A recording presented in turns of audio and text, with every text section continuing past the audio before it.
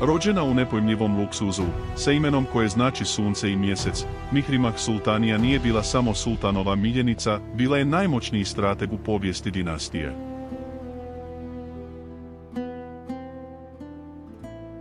Dok su osmanski prinčevi krvlju plaćali svoj put do trona, jedna je žena naslijedila Huremin oštar um i postala jedina princeza koja je iz sjene vladala najvećim carstvom svijeta. Rođena je oko 1522. godine u Istanbulu, u vrijeme kada je Osmansko carstvo bilo na vrhuncu svoje moći.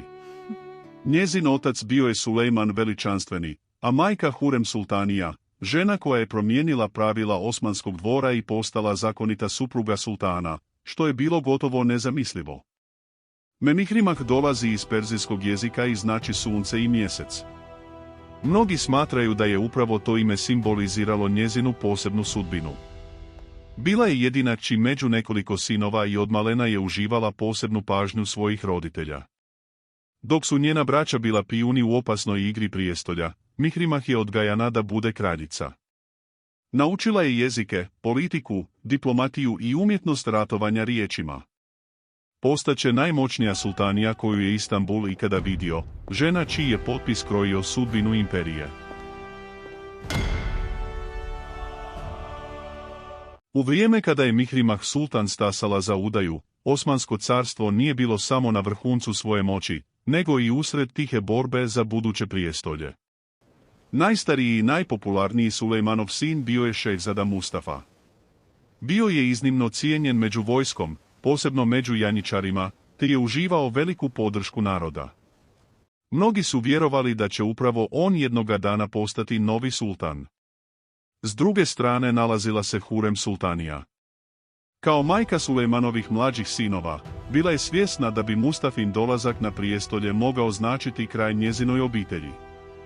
U Osmanskom carstvu novi sultan često je uklanjao svoju braću kako bi spriječio građanski rat, pa je pitanje nasljedstva bilo pitanje života i smrti. U takvim okolnostima Hurem je trebala moćne saveznike. Jedan od najvažnijih bio je Rustem Paša, iznimno sposoban državnik koji je iz godine u godinu stjecao sve veći utjecaj na dvoru. Njegova odanost Hurem i njezinoj djeci učinila ga je idealnim političkim partnerom. Zbog toga većina povjesničara smatra da brak Mihrimah Sultan i Rustem Paše nije bio samo obiteljska odluka, nego pažljivo osmišljen politički savez. Vjenčanjem je Hurem dodatno učvrstila položaj svoje obitelji i stekla čovjeka koji će u godinama koje dolaze postati veliki vezir i jedan od najutjecajnijih ljudi Osmanskog carstva. Mihrimah nije bila tek princeza koja je poslušno prihvatila sudbinu. Nakon udaje postala je važan dio tog političkog saveza. Zajedno s majkom i suprugom činila je jednu od najmoćnijih skupina na osmanskom dvoru. Kada je Rustem Paša postao veliki vezir, njegov je utjecaj dodatno porastao. Hurem je imala povjerenje sultana, Rustem je upravljao državnim poslovima, a Mihrimah je bila veza koja je povezivala obitelj i politiku. Mnogi povjesničari smatraju da su upravo Hurem, Mihrimah i Rustem Paša činili politički savez koji je imao velik utjecaj na događaje vezane uz nasljedstvo prijestolja.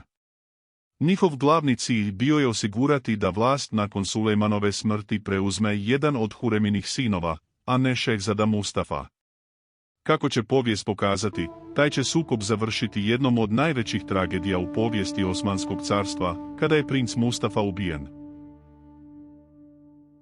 Iz braka Mihrimah Sultan i Rustem Paše rođena su djeca koja su nastavila lozu jedne od najmoćnijih obitelji Osmanskog carstva.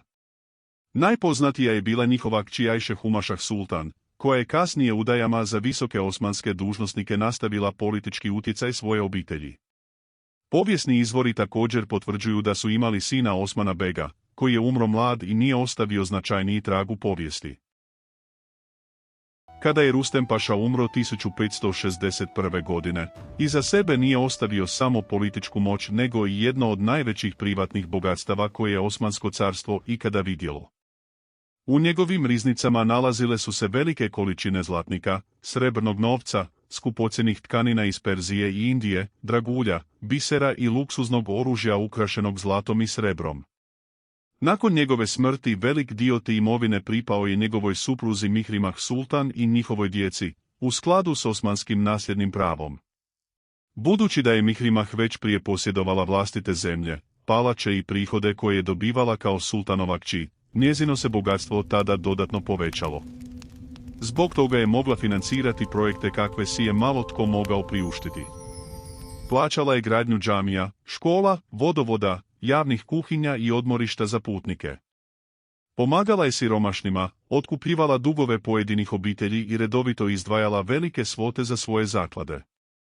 Pojedini povjesničari smatraju da je upravo zahvaljujući tom golemom bogatstvu Mihrimah mogla pomoći i državnoj blagajni u razdobljima kada su dugotrajni ratovi iscrpljivali osmanske financije. Iako ne postoje dokazi da je doslovno financirala cijele vojne pohode, jasno je da je raspolagala novcem kojim su se mogle graditi čitave gradske četvrti. Njezino bogatstvo nije bilo samo simbol raskoši. Ono joj je dalo politički utjecaj. U svijetu u kojem su financije značile moć, Mihrimah Sultan bila je jedna od rijetkih žena koja je mogla razgovarati s najvišim državnim dužnosnicima gotovo kao ravnopravna.